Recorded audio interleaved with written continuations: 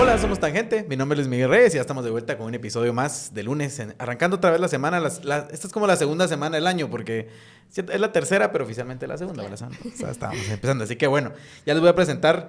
Hoy vamos a hablar de un tema distinto. Normalmente los lunes hacemos análisis de coyuntura, pero hoy, pues dado que hay una presentación importante esta semana y que además es un tema que me parece bien interesante, por muchas razones que las vamos a hablar hoy, les quiero presentar, ya están por aquí conmigo Kimberly Flores, que es periodista de Plaza Pública, y Laura García, quien es documentalista y también trabaja en Plaza Pública. Así que bienvenidas ambas a Tangente y gracias por traernos este tema. Hoy vamos a hablar, ustedes fueron el año pasado, durante el proceso electoral en Estados Unidos, a reportear, digamos, desde el lugar, pero la idea no era tanto ver qué estaba pasando con el proceso electoral, porque digamos, eso estaba siendo reporteado por todos los medios, sino que más bien cómo lo estaban viviendo las comunidades de migrantes en Estados Unidos. Entonces, de eso salió un reportaje para Plaza Pública, que ya fue, entiendo que ya fue publicado uno, sí, y viene otro en camino, ¿verdad? Y luego también un documental que va a ser presentado, por cierto, este jueves. Si nos pueden dar un poco los datos de cómo va a ser presentado, aparte que les doy la bienvenida. Pues Laura. Gracias, Laura. Mucho gusto por la invitación. Va a ser presentado el jueves a las 6:30 en el Centro Cultural de España y después de esto también hay un cineforo. Si alguien quiere ir, ¿cómo hacen para...? Es gratis. Gratis, ok. Ajá. Buenísimo. Entonces ya saben, el documental, ¿cuál es el nombre? Además, para saberlo. Se llama Arizona 314, Elecciones para una elección. Buenísimo. Y vamos a hablar un poco de qué trata. Pero si quieren, arranquemos, Kimberly. Contanos un poco la experiencia de haber ido al proceso electoral en Estados Unidos y haber estado con migrantes, ¿verdad? Que esa era un poco la idea. Además, un proceso en donde el tema de la migración era relevante, o sea, era uno de los temas que movió, digamos, la aguja hacia donde se movió y que sabemos que, bueno, que es Donald Trump finalmente quien queda electo, con un discurso no solo alrededor del tema de la migración, sino anti-migración. Claro. Particularmente anti-migración ilegal, ¿verdad? Sí, claro. De hecho, el factor de que en esta ocasión el tema migratorio fuera como un aspecto determinante en la decisión de los votantes fue una de las principales motivaciones que tuvimos para decir, o sea, queremos saber qué hay detrás de esto y cómo acercarnos un poco más a esa realidad, porque pues lamentablemente nosotros como periodistas pues sí estamos muy interesados en este tema, que es la migración irregular especialmente, ¿verdad? De Guatemala hacia Estados Unidos principalmente, pero tenemos muchas limitaciones para cubrir estas historias, porque pues desde acá, ¿qué es lo que podemos abarcar? Pues solamente el por qué se van, ¿verdad? De qué huyen, qué es lo que están buscando en otro país. Y bueno, quizás se ha vuelto un tema común para la población y nos ha costado mucho en ese sentido despertar el interés de las personas en leer, ¿verdad? En decir, pues, qué interesante este tema, o ser empático, ¿sabes? Con las historias. Entonces, esa es una de las limitaciones que teníamos. Entonces, de dar el salto, de decir, salimos de Guatemala para cubrir siempre la migración, pero desde otro punto de vista, fue, creo yo, algo muy motivante para nosotras, porque ya hemos cubierto estas historias aquí en Guatemala y cubrirlas afuera era como un reto. ¿Verdad?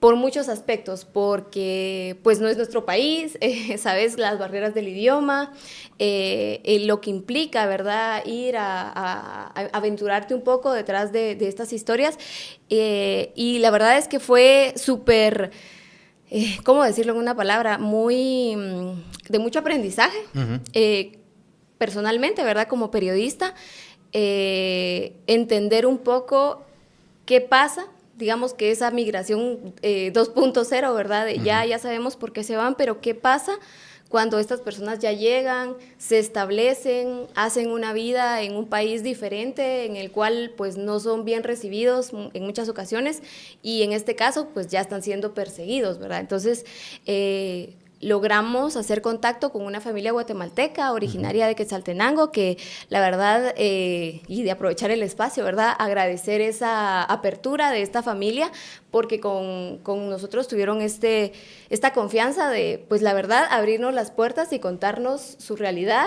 sus vivencias y su historia como familia migrante, ¿verdad? Entonces, ellos son el punto de partida de esta historia que ustedes van a poder ver con más detalle en el documental y leer, ¿verdad?, en un texto que ya está publicado en Plaza Pública. Ellos son el punto de partida para contar a través de esta cobertura que realizamos cómo es para las familias migrantes lidiar con este discurso de odio que hubo en las elecciones, enfrentar un cambio tan importante en este país, ¿verdad?, que es el cambio de mandato, ¿verdad?, que vamos a tener ahorita el 20 de enero, y también prepararse, ¿verdad?, para ver qué es lo que este cambio implica en sus vidas diarias, ¿verdad? Entonces, básicamente esos es como que nuestros 3 puntos de partida para que a través de la historia de esta familia guatemalteca pues podamos contarle al público en Guatemala, pero también fuera de, qué implica para estas personas un escenario tan difícil como este y como tú decías, con un discurso evidentemente antimigratorio. Entonces, creo que es mucha información.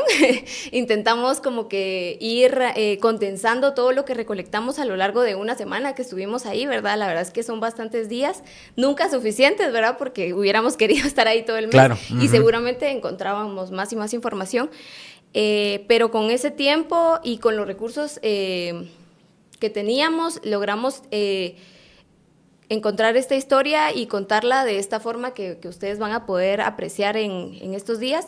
Y bueno, ese es el objetivo, ¿verdad? No sé si me perdí algún aspecto, pero bien. Sí, ahí un poco para vamos a ir hablando ¿verdad? Más. ¿Qué es lo que... Por cierto, perdón, metí la pata y dije mal tu apellido en la introducción, sí. Así que perdón, es Kimberly López, perdón, no, es que metí la pata, venía pensando en otra cosa. Todo por venir en el tráfico, ¿vieron los efectos del tráfico? No, otro tema que tenemos que discutir. Sí, otro lo hablamos. Y para los aficionados a la carpintería o personas que ya se dedican a la carpintería y que quieren adquirir nuevos conocimientos, a partir del 13 de enero hasta el 17 hay cursos gratis en Madera San Miguel. Estos cursos pues son específicamente en temas de aplicación de barnices y demás aplicaciones. Se dan en la tienda de Zona 9 de San Miguel, que es una tienda bastante grande que tienen por allá. Se pueden inscribir al 22680808. El cupo es limitado. Así que les contamos también la noticia que regresan los famosos talleres de armado de muebles de melamina a San Miguel, a un clavo de ser expertos, dice. A partir del día 26 de enero hasta el 16 de febrero en la tienda de Zona 9. Igualmente se pueden inscribir en el 22680808. El cupo es limitado. Así que si quieren de nuevo retomar esos talleres de armado de muebles de melamina en San Miguel o preguntar cuáles otros talleres hay disponibles, llamen al teléfono que les decía o visiten la página de San Miguel para poder inscribirse. No, sí. Pero Laura, a ver, hablando un poco del detrás de cámaras, vamos a entrar ya, digamos, al tema, pero también hablando un poco del detrás de cámaras, estamos viendo como no sé, un cambio en el periodismo local, ¿verdad? O sea, digamos ya esto que ustedes hayan podido ir allá, hacer este material que generó texto, o sea, digamos, material escrito, que es en línea, obviamente, porque es plaza pública, aunque también ya está la versión escrita, y luego el video que yo lo pude ver, así que ya, no se filtró, no tengan pena, me pasaron se filtró, lo siento. Me pasaron un previo para poder hacer la entrevista, y me parece muy bueno, o sea, es un material de muchísima calidad, felicidades, las felicito a ambas, me gustó mucho, pero además el contenido, ¿verdad? O sea, de verdad me generó muchos sentimientos de eso, qué es eso de sentirse ilegal en el lugar donde uno vive, ¿verdad? Qué es eso de vivir con ese miedo, que vamos a hablar de eso también, pero un poco hacer este tipo de periodismo, no sé, ¿qué te trae? O sea, son cosas nuevas que aquí no se han experimentado, y luego presentarlo, hacer presentaciones. Contame un poco de eso. Sí, a ver, creo que parte de una inquietud y una curiosidad muy importante que nos empezamos a hacer desde que empezamos a percibir, ¿no?, esta contienda electoral en Estados Unidos y cómo se percibía, por un lado, como con tanto miedo por los discursos antimigrantes, pero a la vez también con mucha decepción por el gobierno demócrata bajo el que estaban viviendo. Y empezamos a sentir esta pregunta de por qué un latino votaría por Trump. Y creo que esa fue una pregunta detonadora que nos empezó a hacer como claridad de que había que hablar de este tema, porque digamos desde Guatemala es súper fácil estigmatizar y decir, ay, esta gente ya se le olvida que de dónde viene y que ya está ahí y ya está súper alienada y no sé qué, y no es tan fácil, ¿verdad? Entonces yo creo que esa fue una pregunta que luego nos empezó a ampliar la mirada y decir como, ok, para empezar, ¿qué es un latino en Estados Unidos? Y que hay una infinidad de formas de vivir esa experiencia. Entonces encontramos a esta familia que lleva 20 años ahí, ya se siente más estadounidense que guatemalteca. Esperábamos encontrar muchas tradiciones chapinas, digamos, y no había nada, porque justo llegamos para el 1 de noviembre y pensamos como... Que iban a tener fiambre, nada que ver. Y que aún así no puede decidir por su futuro a largo plazo, que es como a través de una elección, ¿no? Entonces yo creo que hacer un periodismo que ilustra un evento tan grande como una elección presidencial, pero desde cómo es vivirla con tu familia, pero no tener injerencia directa en ella, creo que era lo más valioso. Y también el gran aprendizaje, creo, y lo que creo que nos impulsa como a seguir contando estas historias, es botar todos estos estereotipos, digamos, que tenemos desde Guatemala, que es tan fácil como categorizar a la comunidad migrante, como que si fuera una homogénea. Claro. Los productos de la familia Bravecto son los más recomendados aquí en Tangente para sus perritos o sus gatitos. Recuerden que son productos para evitar los parásitos como las pulgas, las garrapatas y algunos otros que se nos les pegan ahí a nuestros perritos o a nuestros gatitos. Hay diferentes presentaciones. En el caso de los perritos, hay inyectable de 1 año de duración. Luego también hay de 3 meses y de 1 mes de duración, que es una pastilla masticable. Y en el caso de los gatitos, pues una pipeta, que son las famosas pipetas esas que se les ponen. Recuerden que tienen que buscar las cajas originales que vengan con el holograma, porque ese holograma garantiza que el producto entró a Guatemala de forma legal, porque el holograma se coloca en las bodegas aquí y que pues es producto de buena calidad. Así que recuerden, busquen la cajita Bravecto con el holograma. Esto lo pueden encontrar en veterinarias, pet shops y agroservicios en todo el país. Que tendemos a hacer eso, ¿verdad? Tal vez es también muy humano como decir, bueno, son guatemaltecos, deberían mantener como no solo las tradiciones, sino también la forma de pensar, la idiosincrasia, un montón de cosas, y en realidad eso se pierde. O sea, uno se va acoplando al lugar donde vive y hay mucho tipo de migración distinto, ¿verdad? Hay una migración incluso del campo a la ciudad en este país que también te genera nuevas dinámicas y te convierte en otra persona. Pero contanos un poco, tal vez, qué estereotipos, o cuéntenme, ¿verdad? ¿Qué estereotipos llevaban y que se los quitaron de entrada, digamos, cuando empezar a interactuar con estas personas que estaban allá? Pues yo esto de justo como que el latino que vota por Trump ya es como racista con su propia gente, o no está, o está mal informada, o solo piensa, o sea, son como egoístas en un cierto punto, ¿no? Pero la realidad es que están súper permeados, digamos, de la mala o la crisis económica que están viviendo a lo interno de sus familias, y que eso es lo primero que piensan, porque viven ahí, porque consumen ahí, porque tienen que tomar decisiones inmediatas, digamos, pensando en su familia. Y que algo muy importante que llegamos a escuchar, creo yo, es como... digamos, a nosotros desde acá nos afecta un montón el discurso antimigrante y es como nos choca, ¿no? Ver un Trump súper racista, homófobo, machista en los medios, y que a ellos en realidad les entra por un oído y les sale por el otro. O sea, ya no esa parte no les afecta. Ajá, como que es como lo que él quiera decir, ¿verdad? Igual lo que va a hacer es otra cosa. O sea, no es como que solo pueda levantar un dedo y ya hizo todo lo que está prometiendo que va a hacer. Claro, que eso es interesante, porque, digamos, hablando con gente que aquí en Guatemala era muy pro Trump y lo que estaba pasando, es como, son habladurías. O sea, la mayoría de cosas son habladurías, pero hay un problema real. El problema era economía, hay un problema real que es migración irregular, que, digamos, tiene sus dinámicas complicadas, y algunos otros, ¿verdad? Pero, o sea, la justificación que la gente se hace para votar por X o Y candidato, sí está muy internalizada y tiene sus razones, y cuando te las explican muchas veces te hace sentido. Que era un poco el... Sí, no, y yo iba a agregar a lo que tú decías de estos prejuicios que llevamos, incluso personas periodistas y no periodistas, ¿verdad?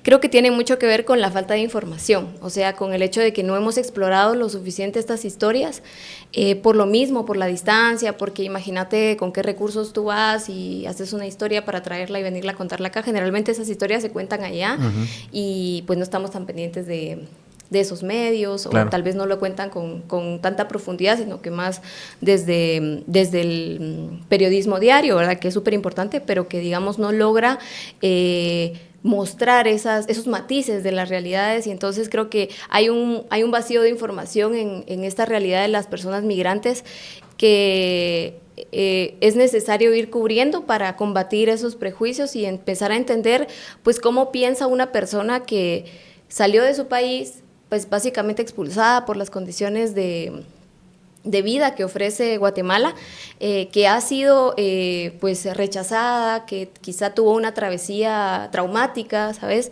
Que no ha sido bien recibida o que se enfrenta con abuso laboral en Estados Unidos, ¿verdad? Todo ese tipo de cosas. ¿Cómo es el pensar de estas personas? ¿Qué es lo que al final de cuentas ellos les motiva a permanecer en ese país? ¿Cuál es en realidad su sentir respecto a Guatemala, verdad? Porque como lo que contaba Laura, pues esta familia son 20 años viviendo en Estados Unidos y tú no encontrás como que aquel vínculo, es muy tenue, digamos, este vínculo con Guatemala se ha ido desapareciendo a lo largo de los años con toda la razón, ¿verdad? Porque ahí está su vida, decían ellos, aquí está nuestra vida. O, por ejemplo, la chica que también es protagonista de este documental y que es Catherine Ixtabalán, de 21 años. Ella, pues, su idioma es el inglés, habla también español, pero con un poco más de dificultad, porque claro, obviamente, pues, el inglés es la lengua principal, ¿verdad? El idioma, ajá, exacto.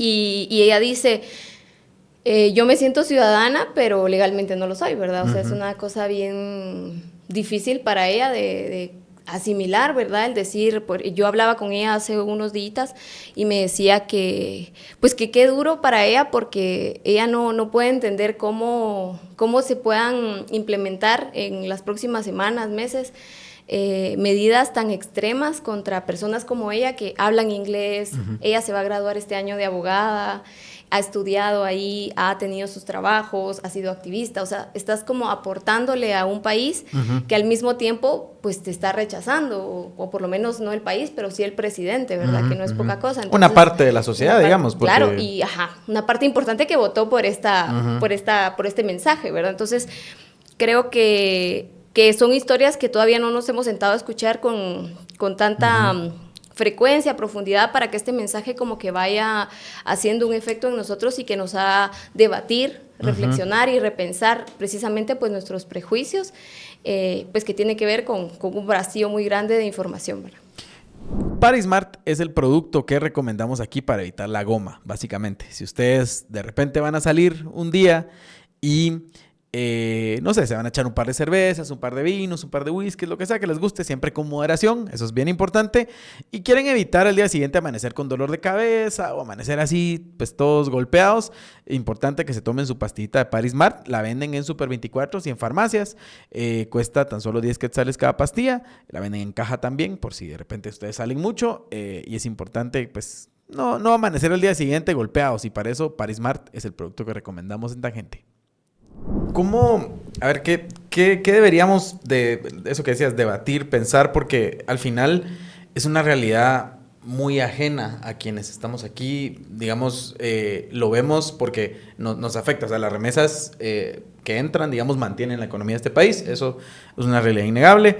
Luego sabemos de familias que están separadas, digamos, desde el caso más común, creo yo, que es el que el esposo se fue y se quedó aquí una familia, digamos, la esposa y los hijos, pero hay otro montón, o sea, padres que se van, o sea, la pareja completa se va y deja a los hijos aquí en manos de otras familias. O sea, digamos, hay muchísimos casos así.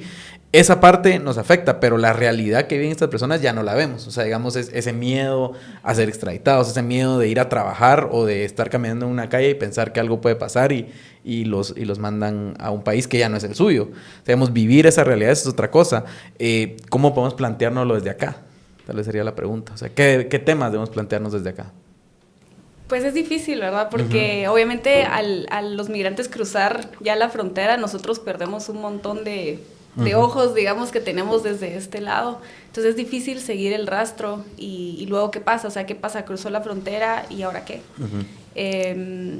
Entonces ese es como el reto, pienso, y justo a principios, empezando este año, estábamos hablando con un colega que trabaja ya de hacer más colaboraciones con medios de los dos lados, porque ellos tienen sus limitaciones para trabajar en nuestro país y nosotros pues de ese lado. Entonces yo creo que al plantear esas alianzas podemos crear historias mucho más complejas y ricas y completas, y estas historias que le llaman espejo, ¿no? Como luego nos empezamos a preguntar también qué pasa con la familia de Catherine, que sí está en Guatemala, su abuela, su abuelo, sus primos, ¿no? Que sería una buena idea, digamos, como ver, a ver, cuál es el efecto de la remesa acá, cómo cambió la vida de la familia, ¿verdad? Eso sería bien interesante. Sí. Y, o sea, comparándolo con la vida que lleva la persona allá, o sea, lo duro que ha sido acoplarse, conseguir trabajo, cómo se vive, ¿verdad? Porque también es una vida dura, ¿verdad? O sea, se sabe de casos, digamos, de que viven 10 personas en un cuarto muy pequeño, ese tipo de cosas, ¿verdad? Claro. Sí, y bueno, a lo que tú preguntabas sobre estas reflexiones que debemos hacernos, yo creo que son reflexiones tanto como a lo individual, ¿verdad? Como familias incluso, como sociedad y definitivamente como tomadores de decisiones, ¿sabes? O sea, nosotros siempre que hacemos este tipo de proyectos esperamos que lleguen a aquellos tomadores de decisiones que pues realmente tienen en sus manos cierta influencia y que pueden como que repensar quizá el rol del Estado, el rol de las diferentes instituciones para por lo menos preguntarse, ¿verdad? ¿Por qué se fue esta familia? O sea, ¿qué se pudo haber hecho para que ellos no tuvieran que dejar su país y pudieran estar en un país pues que les garantiza salud, sus derechos, y no estar en una situación de miedo, de vivir con el temor, como dicen ellos, ¿verdad? De que van a salir un día por la mañana y no se van a volver a encontrar. Entonces creo que esto, el país falló porque no les está garantizando a estas personas todos estos derechos que ellos extrañan en un país ajeno, ¿verdad? Y la ironía siempre del migrante es que mientras el país les está fallando, ellos retribuyen con remesas. Entonces es una cosa desigual, ¿verdad? No hay ahí una relación sana, digamos. Entonces creo que esa es una reflexión, ¿verdad?, que se debe hacer pensando en un cambio, ¿verdad? Yo te menciono a los tomadores de decisiones porque siempre aspiramos a eso, ¿verdad?, que exista un debate más grande.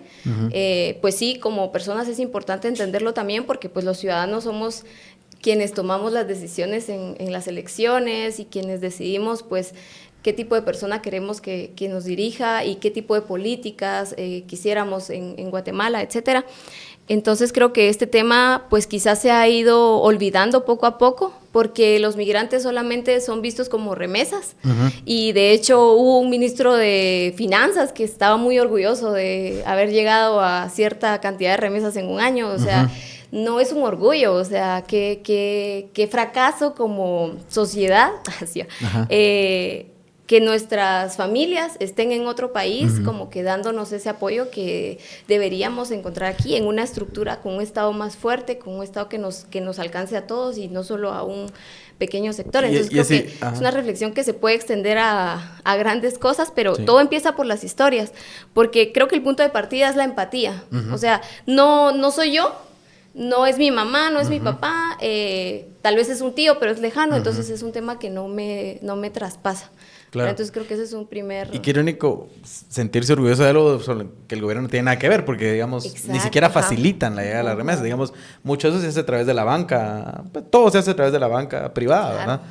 y no tiene nada que ver, pero bueno, arranca el año escolar y con eso Piedrasanta nos trae las agendas de 2025. Todavía están a tiempo de comprarla, no se ha acabado enero y pueden comprar su agenda. Hay unas agendas muy bonitas ahí, de todo tipo, de repente lo que les guste, si les gusta Snoopy, El Principito, o son fans de Paulo Coelho, o de muchos otros temas, ahí están las agendas en Piedrasanta que pueden comprar.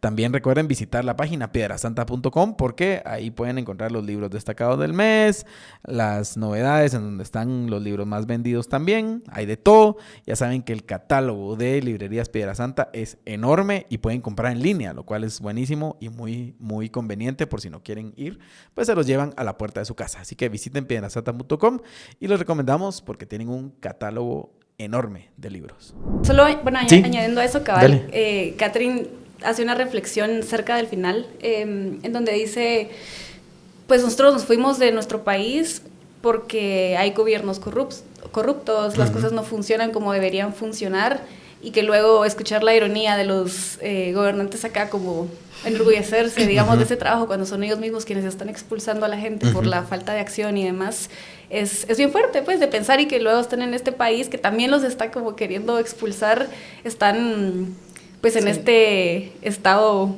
como limbo, ¿no? Claro.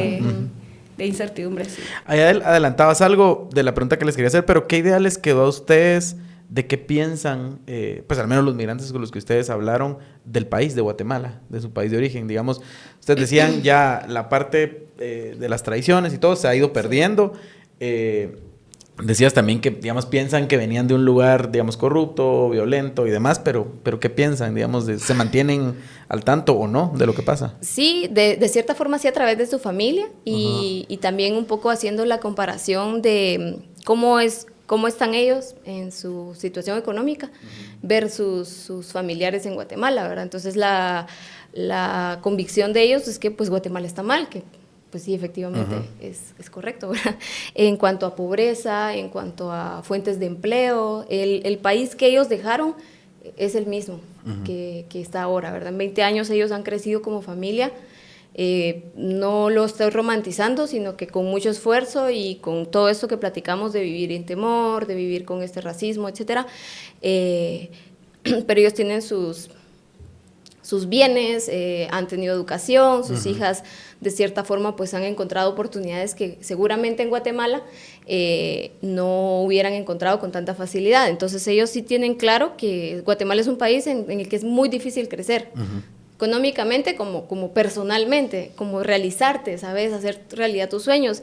Esta chica Catherine está a unos meses de graduarse y es algo que pues cuestionémonos cuánto tiempo le hubiera tomado en Guatemala, si acaso estaría cerca de lograr eso, con qué recursos, ¿verdad? Etcétera, con qué facilidades que nos da el Estado, ¿verdad?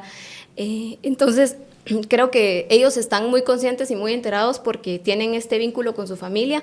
Y por darte algún ejemplo, pues desayunando ahí con ellos, platicando un poco, la mamá de familia hacía la reflexión de que ella pues tenía tantas cosas que ofrecer para sus hijas en cuanto a alimentación, algo tan básico, ¿verdad? Un derecho vital. Mientras que sus sobrinos en Guatemala, ¿verdad? Sus hermanas que están aquí en Quetzaltenango no tienen esta facilidad, ¿verdad? Y que aquí es muy difícil pues darte un buen tiempo de comida y garantizar esos 3 tiempos a tus hijos por la situación tan precaria, ¿verdad? Entonces sí lo tienen claro y es muy triste pues que no haya un avance a cómo estaban las cosas cuando ellos se fueron, ¿verdad? No ven que cambie la situación. Exacto. El tema del carro creo que también es importante porque Mayalí, la mamá, ella decía como, pues aquí en Guatemala nunca aprendió a manejar, nunca se imaginó tener un carro ni nada, y como la situación allá por las distancias tan largas de las ciudades es necesario tener un carro para poder moverte. Entonces, como tuvo que aprender casi que sola a manejar, y la facilidad de comprar un carro también es algo importante y que marca una gran diferencia entre acá y allá, y como ella pues ha crecido un montón, digamos, como persona solo por el simple hecho de poder tener autonomía a la hora de moverse. ¿Cómo marca, digamos, la idea de que te puedan deportar en cualquier momento? O sea, ese miedo de vivir con eso. Y luego yo no sé si hay muchos casos, ustedes encontraron alguno por ahí de donde los papás están ilegales y los hijos son nacidos allá, ¿verdad? Entonces, digamos, son ciudadanos estadounidenses. Digamos, ¿cómo eso marca tu perspectiva de futuro? O sea, de lo que querés, a lo que puedes aspirar, y ese miedo de que haya una deportación y los hijos se queden, ¿verdad? Que ha pasado, digamos, sí. Hay casos así. ¿Cómo lo vieron ustedes ahí? ¿Lograron captar algo de eso, ese sentir? Pues, bueno, ese es el caso precisamente de esta familia, que es una familia mixta, es decir, con diferente estatus migratorio, sus miembros, los papás, y Catherine, a pesar de que Catherine llegó de un año a Estados Unidos, no tienen su situación regular, y las dos hijas menores pues son ciudadanas porque nacieron ahí, entonces ellas gozan con ciertos derechos y ciertas seguridades que pues los papás y Catherine no. Entonces, ¿cómo marca este temor a esta familia? Pues de muchas formas, creo yo. Por ejemplo, ellos están aferrándose a que de repente pues esto no les vaya a pasar, pero tampoco lo pueden descartar como una posibilidad y decir, no nos va a pasar nada, porque con tantos mensajes y con tantas amenazas, más que promesas, sino amenazas de campaña, pues es muy difícil pues vivir con esa tranquilidad de que no va a pasar nada. Entonces esto supone para esta familia una serie de cambios. Por decirte algo, ellos comentaban pues de hacer un plan como familia, ¿sabes? De, bueno, ¿qué pasa si hoy deportan a mi mamá? O sea, ¿a quién vamos a llamar? Hay que tener en cuenta como un abogado, por ejemplo, ¿verdad? ¿Qué vamos a hacer? ¿Cuál es el plan a seguir? Porque una situación como esta, pues si los sorprende, quizá no tomen las mejores decisiones, pero si tienen un plan establecido, ellos saben a quién llamar, saben qué hacer y qué no hacer. Ellos están informando en estos días de, por ejemplo, qué hacer si llega ICE a tu casa, ¿verdad? ¿Qué tienen que preguntar ellos? Si deben abrir o no abrir la puerta o qué es mejor para ellos. O sea, siento que es como un pánico que está ahí y que ellos intentan enfrentar con esta preparación. Entonces, ella, como te digo, que tiene está próxima a graduarse de leyes precisamente, tiene como más información, entonces eso me decía ella, eso la hace sentir ella un poco más segura, pero ni tanto, porque a la hora de la hora, pues, ¿qué se puede hacer, verdad? Entonces ella tiene que tener como alguien de confianza que le pueda consultar, o ella decía, si capturan a mis papás, pues yo me voy a hacer cargo de mis hermanitas, o sea, es súper duro escuchar eso, porque ella tiene 21 años, y sus hermanitas son niñas que realmente necesitan a sus papás, ¿verdad? Claro. Ella tampoco es una persona adulta con esta madurez para asumir el rol de, pues, literal mamá o papá y mamá de sus hermanas, pero ellas lo están pensando ya, o sea, sí es una cosa muy dura para ellos, pensar que todo eso que han logrado en estos años se pueda desmoronar en un momento y que tengan que ellos separarse como familia cuando pues llevan 20 años con esta dinámica de familia unida y que esa unión precisamente de familia es lo que los ha blindado de esta dificultad de vivir en esta condición, ¿verdad? Entonces claro. Creo que se está jugando algo que es muy valioso para estas familias y es esa unidad y ese lugar seguro que ellos han formado en un país extraño, ¿verdad? Es como que tu cuevita, tú llegas del trabajo, tal vez en el trabajo te discriminaron, tuviste alguna mala experiencia con tu jefe, pero llegaste a tu casa y ya estás como, ya están en familia, ¿verdad? O sea, esto vale la pena, o sea, esto es como que lo que a mí me hace estar como que todo esto vale la pena. Te hace ser más unido a la familia. Eso es lo que precisamente está en juego, ¿verdad? Esa separación de familias que sí, al parecer, ¿verdad? Las autoridades no tienen ninguna consideración con este tipo de casos, ¿verdad? Perdón, no sé si ibas a decir, pero te agrego algo antes de que arranques. ¿No les dio a ellos algo de miedo hablar con ustedes? Hacer pública su situación, digamos. Yo creo que no, pero tal vez esa respuesta la tiene mejor Kimberly. Solo quería agregar que hay otro gran grupo de inmigrantes que, digamos, teníamos un poco de lado cuando estuvimos haciendo la cobertura, porque de nuevo esa es una familia que ya ha construido una vida ahí por 20 años y luego un día que estábamos viendo qué hacer, fuimos y nos encontramos con un grupo de venezolanos que tenían lo más un año de estar. No sé si viste esa parte, no sé qué versión viste el documental. Vi una versión, no sé si hay varias. Pero habían venezolanos. Ajá. Pues había este grupo de venezolanos que nos fue a contar como otra experiencia migrante completamente distinta de alguien más o menos recién llegado, que no tiene nada, ni un celular, digamos, y que seguramente es el grupo que primero les va a afectar, creería yo, porque es quien pues no tiene una base sólida, no tiene familia, claro. y están más en una fase inicial, están digamos. mucho más expuestos, digamos, porque literalmente estaban en un parqueo buscando trabajo, como viendo qué encontraban en la calle. Entonces, para nosotros fue como volver al inicio y recordarnos que hubo un momento en que esta familia de Ixtabalán estuvo así también, y que así como ellos, hay muchísimos que van a seguir viniendo, y luego ellos también nos contaron toda su experiencia traumática en el paso migrante, y luego Kimberly les pregunta como, ok, y ahora viendo el panorama con el nuevo presidente electo, ¿qué pasa si los llegan a deportar? Todo esto que vieron muertos, de todo, ¿lo volverían a hacer? Y sí, sin pensarlo. Claro. Entonces, creo que es importante no olvidarnos que eso va a seguir pasando, como la gente va a seguir llegando igual, y sí, no hay que olvidar estas otras experiencias. Sí, porque al final, digamos, el plan de Trump es, pues yo he visto ya algunos análisis, es muy difícil de implementar, ¿verdad? Es muy caro, muy complejo, o sea, requeriría hacer crecer que seguro lo van a hacer crecer, o sea, la entidad de que viene el tema de migraciones muchísimo, va a haber, o sea, sí va a haber algo, pero no se va a implementar como ellos lo dicen, ¿verdad? Obviamente eso, pues, habrá un porcentaje, pero sí hay un riesgo, ¿verdad? Porque ya se vio en el primer gobierno de Trump. De hecho, cuando se ven bueno, y digamos, lo que no se logró mucho fue detener el ingreso de nuevos migrantes. O sea, esa parte sí no se logró porque el tema del muro y demás tampoco se implementó al 100%. Y de hecho lo que lograron fue detener o reducir las migraciones legales. O sea, las que entran por medio de visas especiales, de trabajo, temporales y demás. Esa parte sí se redujo muchísimo.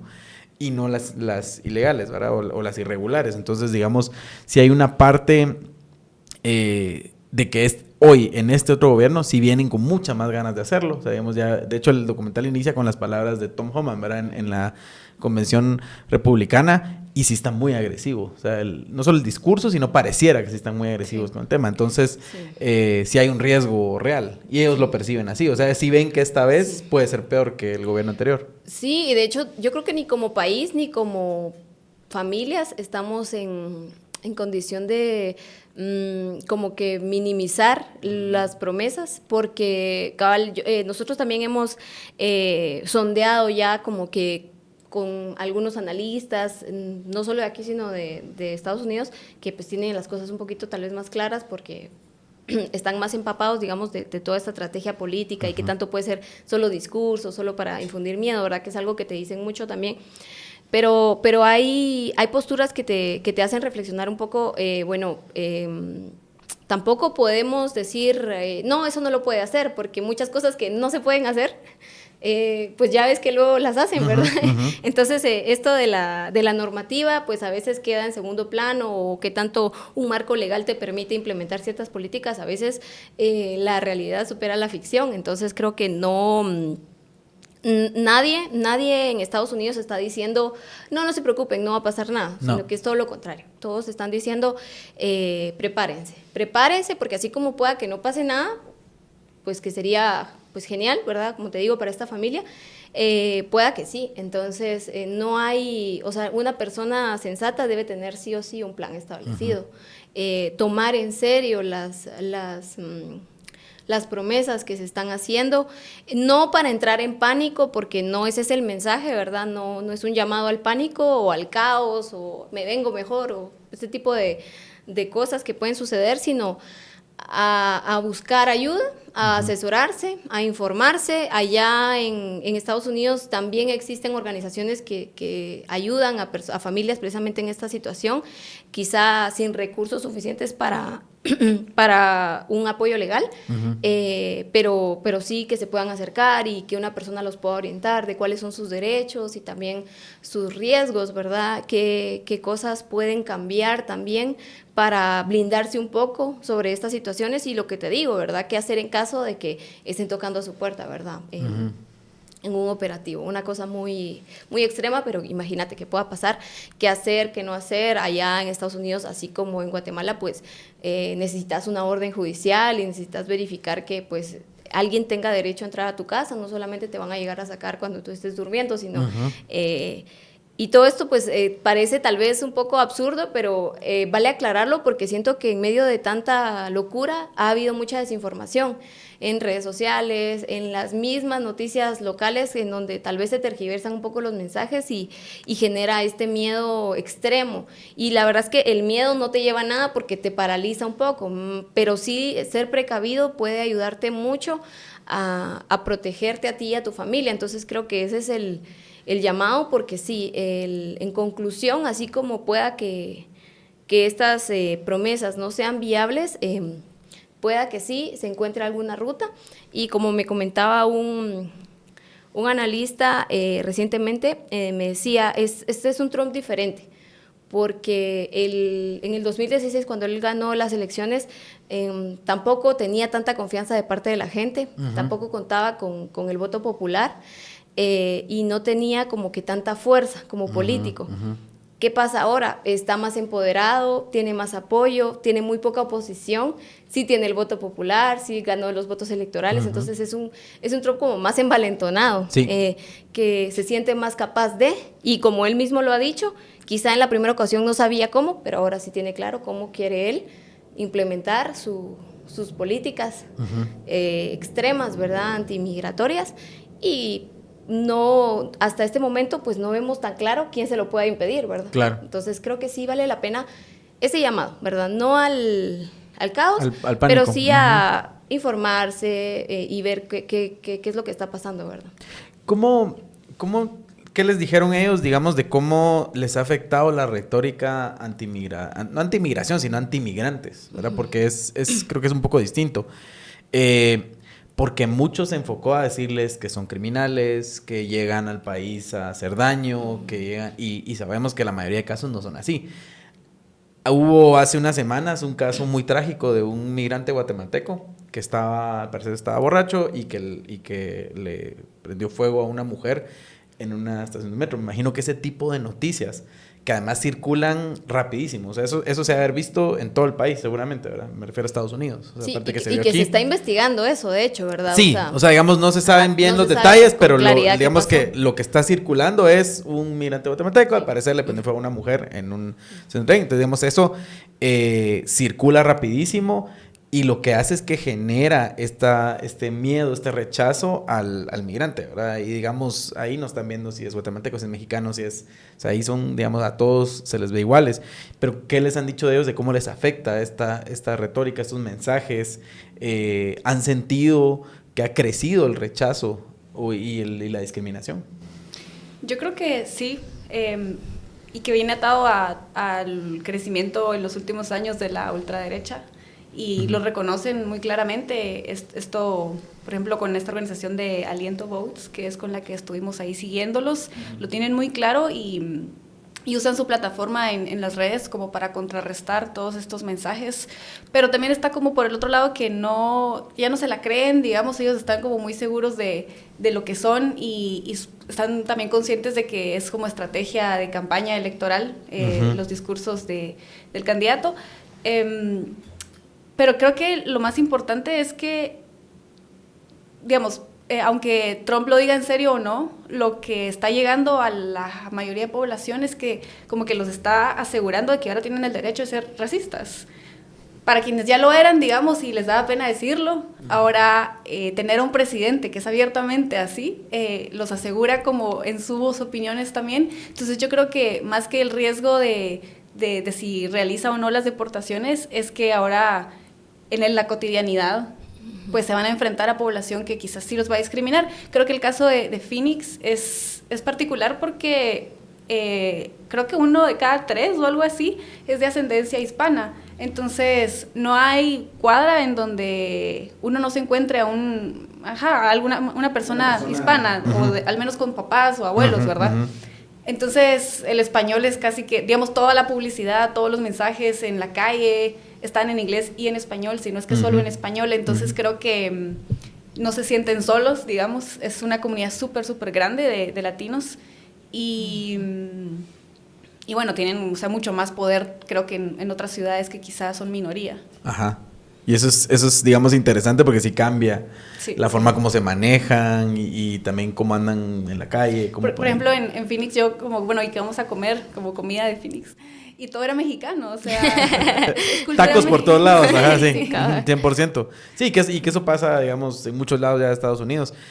¿Cómo una persona hace ese balance en su cabeza, digamos, de lo que ustedes pudieron entrevistar, entre ser migrante, ver la retórica antimigración, que ya nos decías algo como que no se la creen, pero digamos que algo te pega, ¿verdad? Digamos, el que te estén diciendo los migrantes son criminales, los migrantes hacen daño, y luego ir a votar por Trump, que era algo que hablábamos al inicio. ¿Cómo, digamos, ustedes vi que entrevistaron a personas que decían esto? Claro. ¿Cómo se balancea esto en la cabeza? ¿Cómo lidias con eso? Sí, porque... Claro. A ver, algo te tiene que pegar Sí. la retórica, el mensaje. Algo te afecta, ¿o no? Sí, sin duda. De hecho, yo lo cuestionamos en varias entrevistas y yo creo que hay diferentes reacciones y quizá diferentes formas de lidiar precisamente con este odio.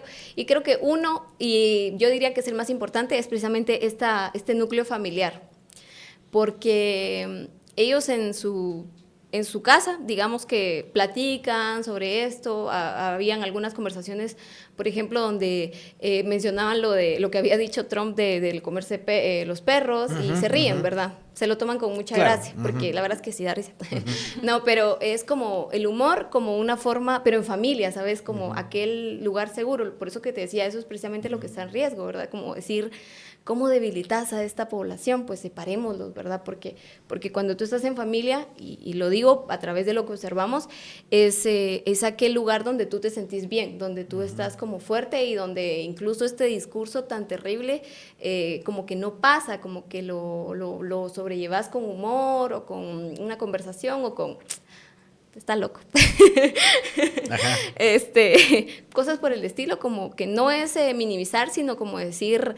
Pues aquí estamos, o sea, y la verdad es que mi fortaleza es mi papá, mi mamá, yo estoy aquí por mis hijos, ¿verdad? Por ejemplo, ese tipo de motivaciones. Entonces sí hay como que encontramos mucho esto de cabal, hacer gracia de estos mensajes precisamente que puedan encontrar no solo en los discursos de los candidatos, sino también en el día a día, ¿verdad? Porque creo que...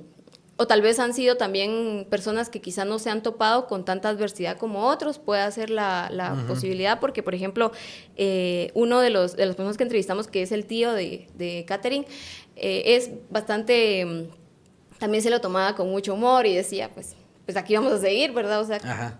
¿qué podemos hacer, verdad? Si no nos quiere, pero aquí estamos nosotros y trabajando y así. Pero él me comentaba pues que tampoco se había encontrado en su trabajo ¿sabes? Con malos jefes, como que te tratan mal o que no te pagan bien, sino que ha tenido como su experiencia personal. Claro, no ha sido como tan... que su trabajo también ha sido un lugar seguro, ¿verdad? En donde no te están tratando mal y has logrado tener una comunidad pequeña como de colegas migrantes, que tú también te haces mucho de eso.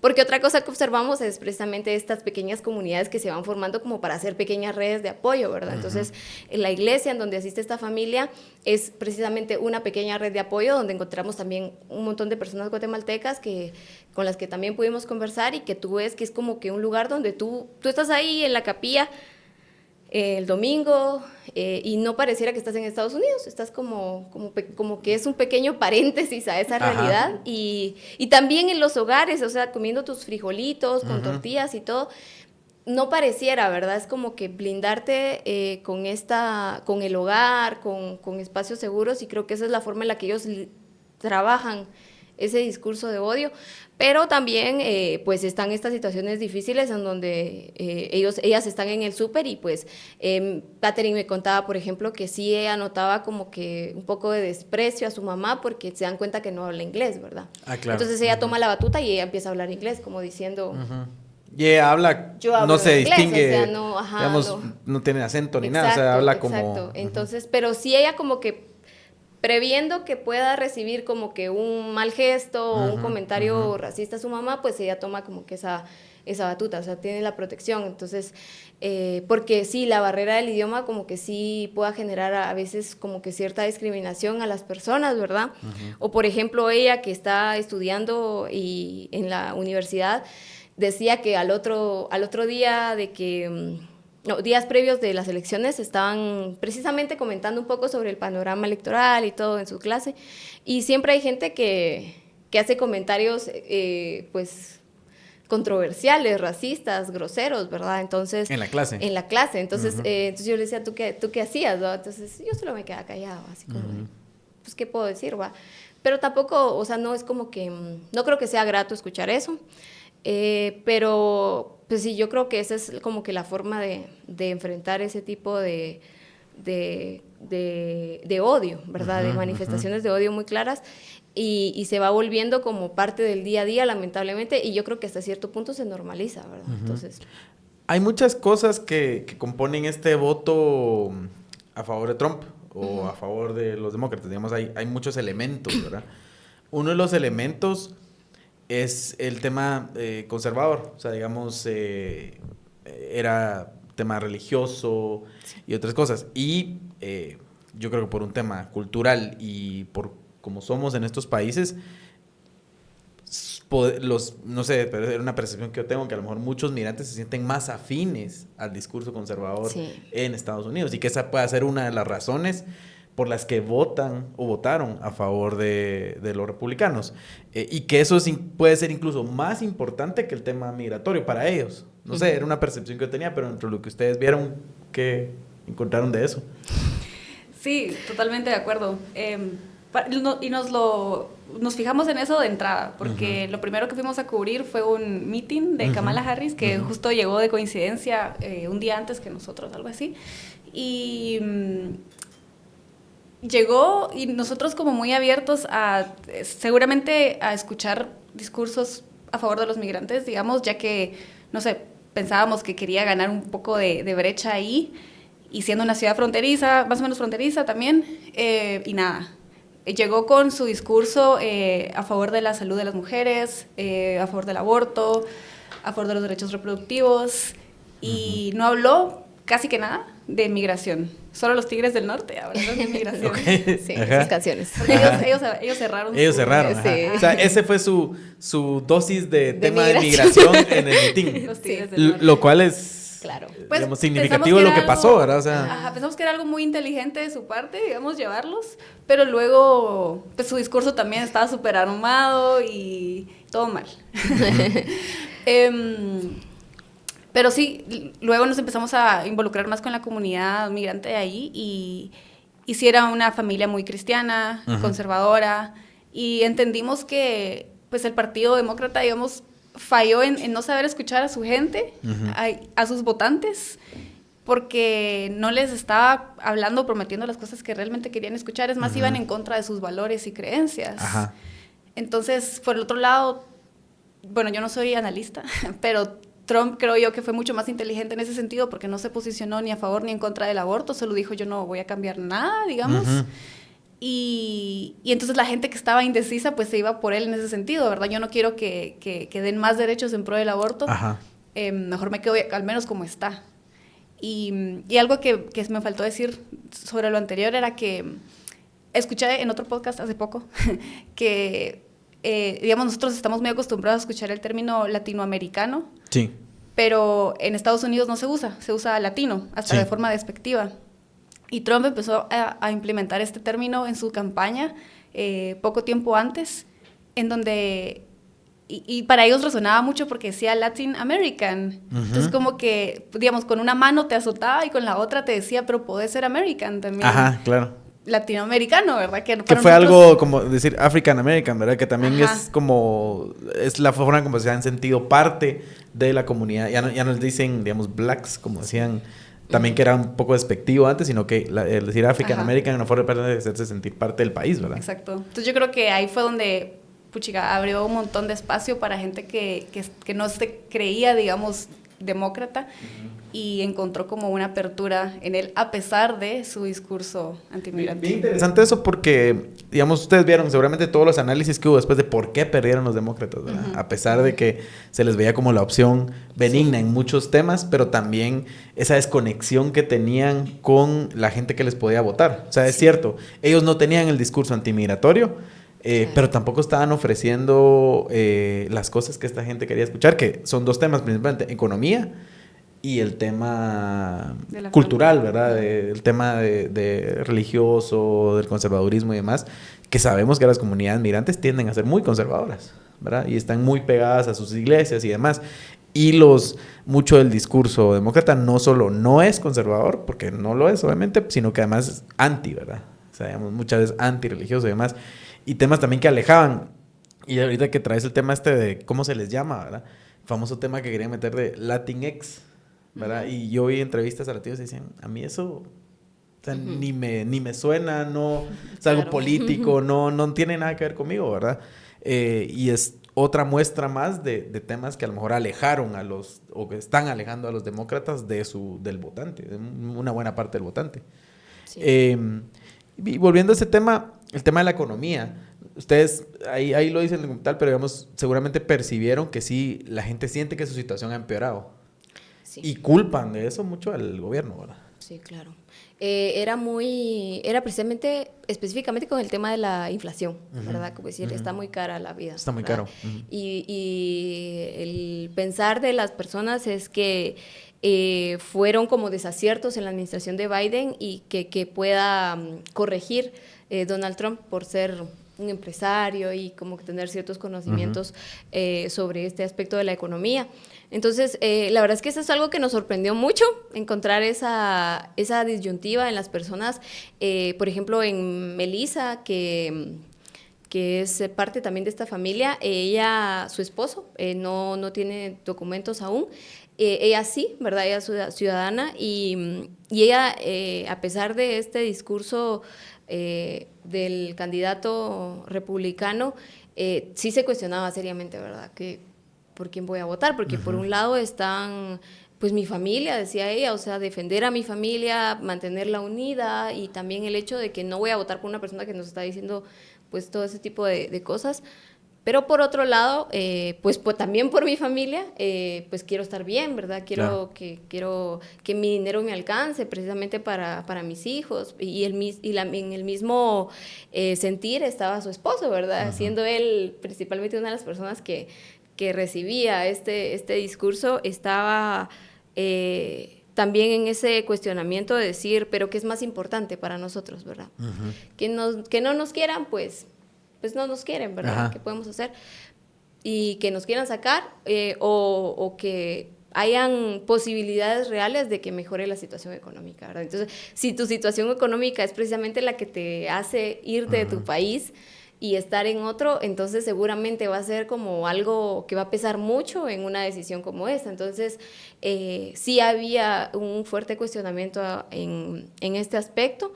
Y creo que es totalmente válido, por eso cuando hablamos de los prejuicios, pues eso es algo que nosotros no podemos entender, porque pues nosotros desde nuestro privilegio, ¿verdad? Y aquí muy, muy cómodos, muy a gusto, diciendo pues que cómo van a considerar siquiera votar por este candidato, pues es que hay que escuchar, ¿verdad? Cuál es la postura de estas personas, y creo que es totalmente válido, o sea, es lo que te decía, nos hace falta mucho esa exploración para despejar esas interrogantes y para aclarar cuáles son las realidades de estas personas, ¿verdad? Entonces, bueno, al final ahí en el documental vamos a observar qué pasa con esta disyuntiva, pero creo que es totalmente válido y creo que sí es algo que pesó mucho en la población que votó y pues que ahí están los resultados, ¿verdad? ¿Qué fue lo que ganó?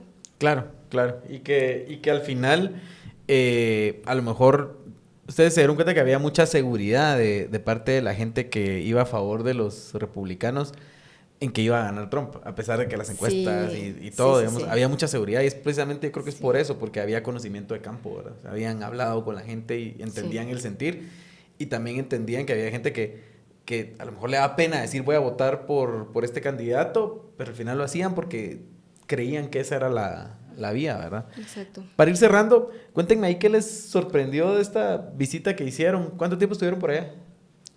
Una semana. Una semana. Sí, sí. ¿Qué les sorprendió así para bien y para mal? Para ir cerrando ahí Ay. la experiencia. Ajá. Para bien, bueno, hay muchas cosas, Ajá. la verdad. O sea, creo que el aprendizaje es demasiado. Ujú.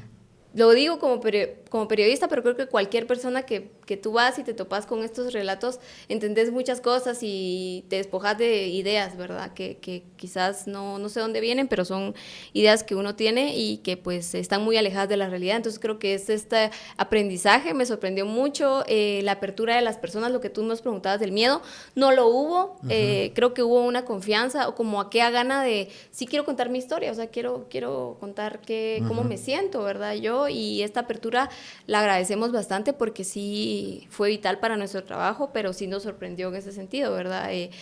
Tener las puertas abiertas y creo que también es parte de esa añoranza de esta familia con Guatemala, porque literal nosotros viniendo de Guatemala y tocando sus puertas y era como, por supuesto, o sea, Ajá. bienvenidos los guatemaltecos, ¿verdad? Porque estás tan aislado y de repente este es un pequeño pedazo de tu país, ¿verdad? Y de hecho ya podían ellos hablar como de otra forma, voz y así, como aquellas cositas que uno pues lo tiene como guatemalteco, claro. pero pues allá ya se está perdiendo, porque por el inglés, ¿verdad? Cambia incluso la forma de hablar. Yo, de hecho, digamos, cuando poco que he hablado con migrantes guatemaltecos, oigo que hablan como mexicanos. Porque como hay tanto mexicano, ¿verdad? El acento se les pega y se les pegan las palabras, se les pega el acento.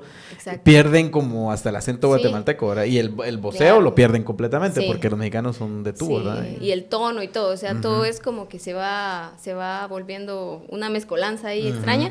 Entonces eso fue algo que nos sorprendió para bien.